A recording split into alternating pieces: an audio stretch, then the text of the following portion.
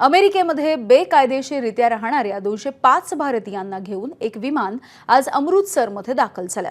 Trump सरकारनं अमेरिकेमधल्या अवैध स्थलांतरितांच्या विरोधात मोहीम सुरू केली आहे आणि यानुसार या सर्व नागरिकांना अमेरिकेमधून त्यांच्या देशामध्ये पुन्हा एकदा पाठवलं जात आहे। यामध्ये तब्बल 18,000 भारतीय नागरिकांचा समावेश आहे। त्यापैकी 205 नागरिकांचा एक गट विमानानं अमृतसरमध्ये आज पोहोचलाय आणि यामध्ये महाराष्ट्रामधल्या 2 जणांचा समावेश आहे। अमेरिकेत बेकायदेशीर राहणाऱ्या लोकांची संख्या 1 कोटीपेक्षा जास्त आहे आणि डोनाल्ड ट्रम्प यांच्या निवडणुकीतला हा अजेंडा होता की या लोकांना अमेरिकेत थारा नाही आणि त्या दृष्टीने ज्याला गन बोट डिप्लोमसी म्हणतात त्या देशाशी थेट संपर्क करून की आम्ही तुमच्या देशातनं आलेले बेकायदेशीर लोक तुमच्याकडे परत पाठवतोय असं सांगून त्यांना त्या देशात पाठवायला सुरुवात झाली।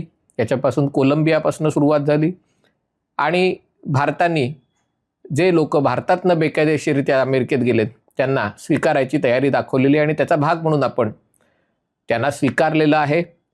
आता एकूण 7 लाखापेक्षा जास्त भारतीय तिकडे आहेत। त्यातले किती भारतीयांना ट्रम्प भारतामध्ये परत पाठवतात ते बघणं औत्सुक्याचं ठरणार आहे। एबीपी माझा, उघडा डोळे बघा नीट।